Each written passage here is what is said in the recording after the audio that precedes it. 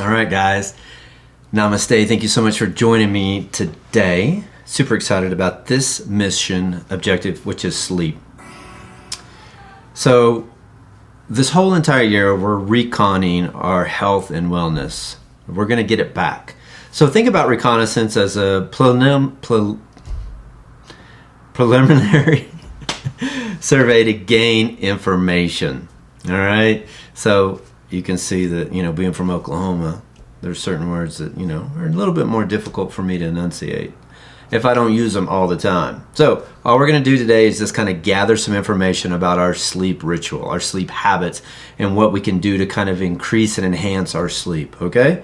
So just a survey right now. We're going to dive down deeper and we're going to journal, but I want us to kind of recap and go back. So if you haven't already, grab a journal, grab a pen. Feel free to pause this video at any point, at any time that you need to. Your intention drives the scope of any mission. And that's your intention as you get up in the day, right? That's the first thing I tell people. Just observe what's going on in your body, mentally, physically, and spiritually, and observe what's going on, all right? So I want you to think about, what is your intention for this mission? What is it you want to get out of this? How much energy and effort are you going to put into your sleep ritual, right? And so think about your intention. What is it you really want to get? So, and I want you to think about anything specific you want or need to analyze, okay? So maybe it's, I just need better sleep, or maybe I need more consistent sleep, or maybe I need to understand why I'm not sleeping as well as I should. So think about what it is specifically you're looking for today. All right.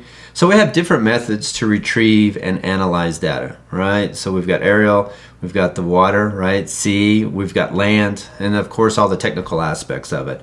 So I want you to just start thinking about, from this point forward, all the different ways that you can analyze your sleep, mentally, physically, and spiritually. All those factors affect how well you're going to be able to sleep. All right. So think about your current situation right now. Think about what is going on in your sleep ritual, your sleep habits, and analyze any other factors that could be going on professionally, personally, right? Any financial, all those things can affect your sleep. All right. So think about your current sleep ritual. I want you to pause the video and I want you to list all the aspects and concepts that you have currently right now in your sleep ritual. What does your evening consist of? All right. And when you're done, just click play. So how many hours of sleep are you receiving a night? 4, 5, 6. This is consistently. How many hours are you able to really just dive in and get some really good sleep? So I'm going to give you some statistics and then we'll dive deeper into this as we get into this talk. But less than 7 to 8 hours per night increases your risk of developing heart disease and type 2 diabetes. Okay? Insufficient sleep to an increased risk of obesity by 89% in children and 55% in adults. So that affects your health in a vital way. Exercise reduces the time to fall asleep by 55%, and total wakefulness is by 30%, and anxiety by 15%, while increasing total sleep time by 18%, which is good. Benefits of a new mattress for 28 days, right? Revealing that it reduced back pain by 57%, shoulder pain by 60%, back stiffness by 59%, also improves sleep quality by 60%. So your environment plays a vital role. 70 degrees is the ideal temperature for sleep, and 24% of men and 9% of women have sleep apnea. So here's some Recon options to increase your sleep. Eliminate a high stimuli environment, and I would say pretty much all day, but especially 2 to 4 hours before you go to bed. So when I used to own CC's, I started thinking about closing the store the minute I opened the store. And that's how I am now with my sleep habits and my sleep rituals, is that I think about going to sleep as I wake up. I want to set my day up for success. So I start my morning with mindfulness and meditation. I get in the hot tub, I take a shower, I begin to relax, I begin to make sure that my day is calm. And that point going forward, that if anything that really triggers me or stimulates me, I kind of pull myself back and make sure that I have the opportunity to be present, to be mindful. and just to focus on that moment. So I try to reduce my stress now all day long, so my threshold is really low. So then when I go to bed, it's a lot more relaxed and a lot calmer. So you want to avoid blue light, especially 2 hours before you go to bed, right? So turn off the TV, get off your phone. And I know that they have devices now that actually kind of transition before you go to bed. That is helpful. Increase your white light during the day. Get outside as much as you can. Spend as much time as you can getting that vitamin D, and that's going to be very, very beneficial. Food and alcohol consumption affects your glucose and your serotonin levels. Serotonin's that happy drug, right? It's the chemical in the body that gets us excited and just stimulates a lot of positive things. Now your glucose, of course, is lowest in the morning and highest in the evening. Avoid coffee 8 hours before bed and any other forms of caffeine.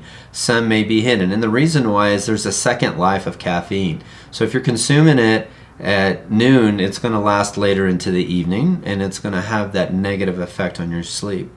Now your body naturally begins to release higher amounts of melatonin 2 hours before you go to bed.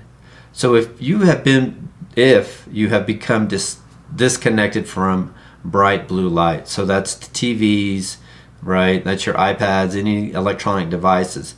So we'll dive into a little bit deeper into this. Now your glucose, once again, is lowest in the morning and highest in the evening, and that's because you haven't eaten. A lot of people do the intermittent fasting. So, when you start eating and then your glucose rises, this also affects your pancreas, right? So melatonin tells the pancreas it's time to relax in the evening.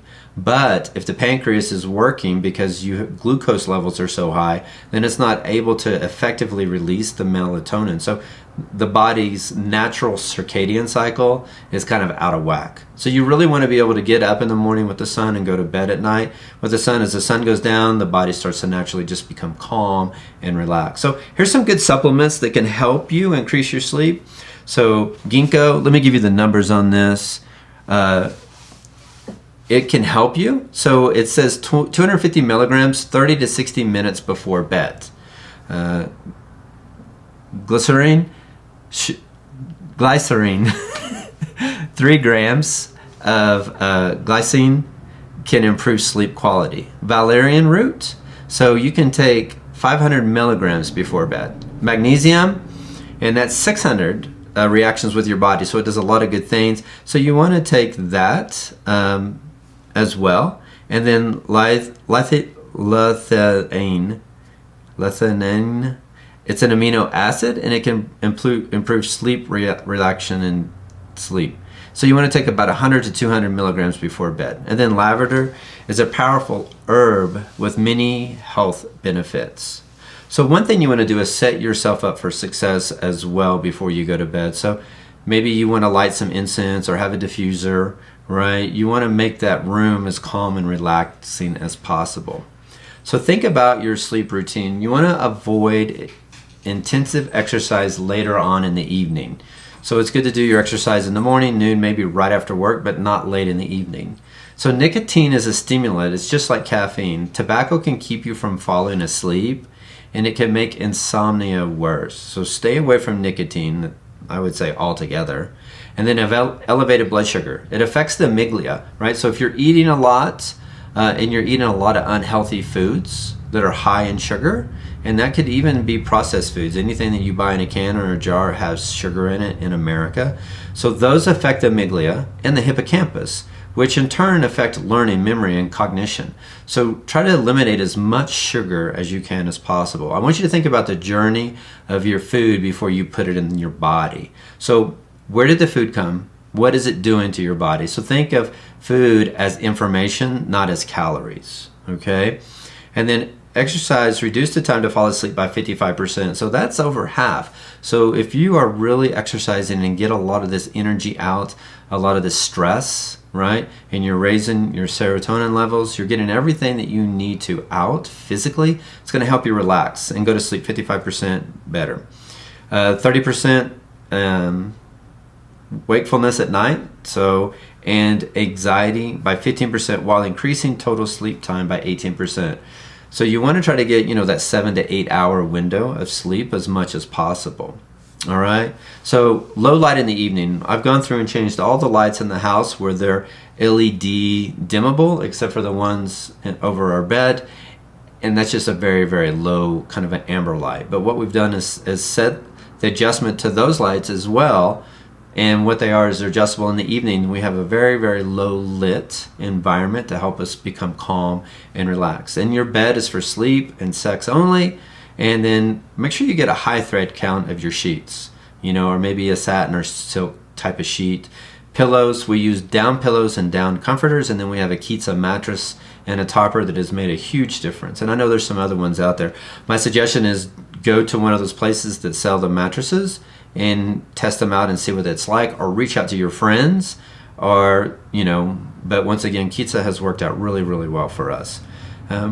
Place a pillow or maybe a blanket between your knees. This is what I do every day, every night for pain. Even when I'm sitting on the couch or if I'm laying on my side, I put a pillow in between my legs. And then you want your neck neutral, so you don't want it raised up or down. So just put it, that's another reason why I like down pillows, because I can kind of roll it up and it supports my neck and I can lay flat. All right. A lot of times people like a white noise device, like maybe a ceiling fan or just something that's just producing some background sound, music, water, things like that. You want your room temperature about 70 degrees. If you're restless in bed, I want you to get up and journal your journey. So a lot of times we have a trigger or we have something that's caused us to wake up. It could be a migraine, it could be body pain, it could be a memory or a thought or movie or something that we watched before we went to bed that really made a negative impact. So journal before you go to bed. I want you to journal your whole entire journey, but I want you to journal once you wake up, if it's trigger, and get up and just go do something around the house until you're exhausted, and then just get back into bed.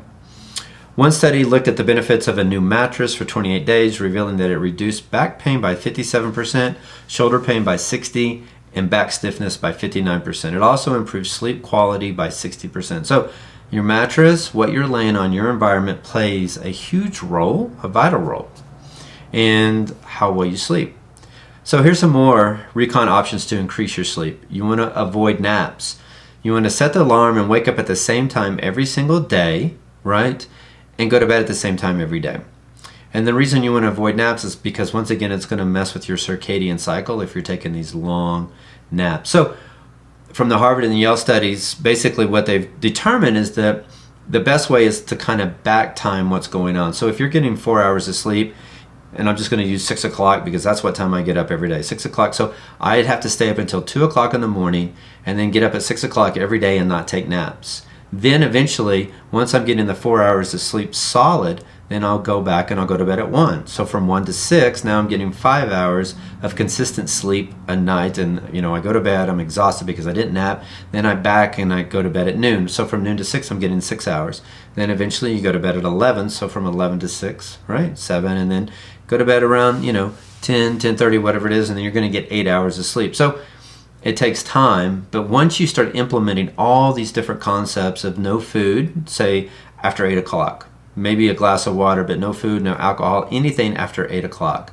No heavy meals, of course, no sugars, nothing that's going to affect your glucose, right? Because then that affects, your pancreas and everything else, and it affects your melatonin, right? Which then also affects your glucose. So all these things are trying to, it's counterproductive, I guess I should say, for all of that. Let's see what else we got. So I want you to journal your journey throughout the day. So I want you to grab a journal and write down all the to-do list, all the tasks, things that you have to accomplish today, tomorrow, this week, and next month. And the reason why you do that, especially before you go to bed, is you write down your to-do list of all the things you need to do tomorrow. It frees up your mind. Now your mind doesn't have to think about it or process it, because we always say, I'm going to go to the store and I got these things, and I've got to go to Home Depot, I've got to do some laundry, I've got to do this, this, and this, and this. But if you journal it, then it releases that out of the mind and you can just focus on the journal. I have a variety of different journals. I have one that's a wallet, and then I actually have a big desk journal. This is one of my traveling journals. And then over here is another journal that I have for just miscellaneous stuff. You'll see dimensions of a house and projects like that. And then I have one that's for yoga. Feel free to use a variety of different journals. One thing I do want you to do is that Your journal is private, so make sure that if you live with a significant other, that they know that this journal, that what you're using is your personal property. It's private and it's not for them to look at. All right.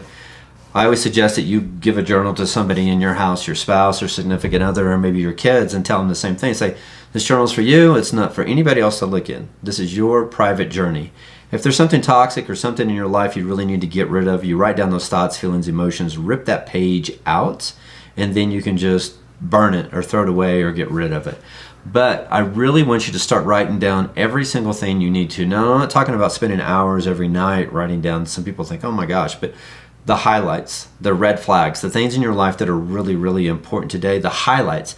What did you really enjoy? Maybe 3 things of gratitude that was the best. What did you enjoy the most? What are the 3 things you need to work on? What are your tasks for tomorrow, this week, next week, right? Anything that your mind is occupying a lot of this space and this time and you can't get it out of your mind, journal it, write it down, and that's going to free up your mind, okay? Journal to empty. That's what we're trying to do, is just get all of that out. Engage in mindfulness and meditation. So once again, I do this every morning. So if you can spend 20 minutes with yourself alone, being mindful, being meditative, and then throughout the day, any triggers, anything that's going on, it's going to help shrink the amygdala. Then in the evening, do it again. So a 2-hour process before you go to bed. Start thinking about what you can do to get a great night's sleep. So, you know, if you have to exercise intensely before that, do that. Stop eating, turn off the blue lights, right? During the day, get as much white light as you can. What you have you put in your body all day, no alcohol, no caffeine, nothing past noon, right? That's going to create stimulants, no nicotine, right?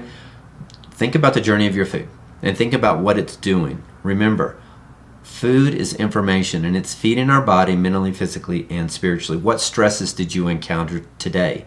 What is really keeping you and distracting you from being present, right? So I want you to think about that. I want you to think about personally and professionally. Now, in the previous slide, there was a healthy boundaries there. So think about your boundaries personally and professionally. Are you working way too much? Is working occupying your time? Or maybe it's personally with your kids. Maybe you're running your kids around for soccer and baseball and football or whatever sports are going on, and you don't have enough time for self-care. You don't have enough time in the evening to wind down. You're not eating a healthy dinner at a decent time, and you're not spending the time in self-care to do everything you need to do. So think about those things. What is distracting you from being present? Grab your journal and write it down. Take a minute right now to do that. Personally, professionally. Pause the video, and then when you're done, hit play. Now, I want you to think about how can you enhance your sleep mission? What have you kind of learned so far today?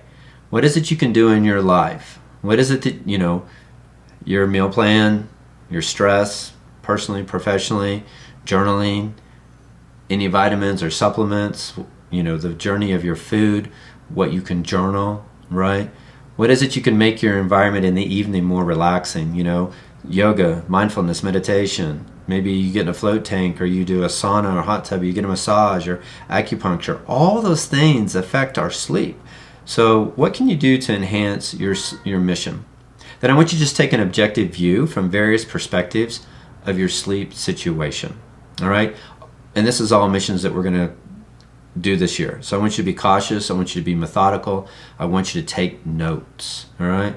And that is really, really going to be helpful, because we're looking at this as an objective view today. We're not diving in and changing everything. We're just slowing the process and taking baby steps each and every day to see how we do and to see how we can enhance our sleep. All right? Think about the conflict. Where's the conflict located? Is it personally, professionally? Where do you need to implement healthy boundaries? Is it finances in your life that are keeping you up at night? Is it things from the past, any triggers from the past? So if there's anything that I can help you with, right, if you need some kind of life coach or mentoring, or you want to talk about processes for mindfulness and meditation, or how to turn conflict into intimacy, reach out to me. I'm here for you, right? But I want you to be able to get a great night's sleep, and I want you to begin to determine right here today, where's the conflict in your life that's really affecting your sleep? Maybe it is your meals. What are you putting in your body, right? So what actions today can you take to improve your sleep? pause the video and write down what it is you can take right now to improve your sleep. What is it that you kind of got out of this mission, right? And then after you hit play, I want you to analyze your situation again and view it from a different perspective, right? Think outside the box. And I always say, maybe grab somebody in your life, somebody that knows you, and you just kind of share what's going on in your journey and ask them for some advice. Ask them for some input. And then look at today's date. Make sure you're writing down today's date. How many hours of sleep are you getting? And then a month from now, you kind of revisit this plan and see what you've done to enhance, make minor adjustments to it, and then see how your sleep is and how well it is. One thing I noticed when I did my sleep journal, I would write down how many times I woke up, how many hours I thought I was awake, and then the dreams or nightmares. And what I realized is that if I had a good dream, it was amplified through the night. So if I was on the beach, then the next scene, it would be this beautiful sunset, and the ocean waves, and then maybe I'd see a whale. Then the next scene would be even better and amplified better and better. But it's the same situation if I had a nightmare or a trigger. It'd be one event, and then I'd wake up, go back to sleep, and then that one would be the next event, amplified, amplified, and amplified throughout the evening. So the sleep journal was really good in me understanding my dreams and my sleep patterns. So you can have a separate journal and write down how many times you woke up, how long you think you were awake at night, and the time you went to bed, the time you woke up, and then any good dreams, bad dreams, anything that you had. All right. So go ahead and write down what have you determined from this mission, this sleep mission, about yourself and what it is you can enhance. All right. It's always a success. I always think that if we get the time to opportunity just to sit down and just kind of analyze where we're at from an objective view, take some notes, right? Analyze everything that's going on and what we can do to enhance our life, it's a success. All right. So if you have any questions, any feedback, feel free to reach out to me directly. Once again, if there's anything I can do for you, let me know. I'm here for you guys. I love you guys. I appreciate the connection. And just, if you have any other major issues, feel free to reach out to a physician. Maybe you have sleep apnea. Maybe there's some other advice you can get. Reach out to a dietitian. Maybe they can give you some advice. So use all your channels and all the things that you can do out there, all the support mechanisms. I love you guys. Have a great week.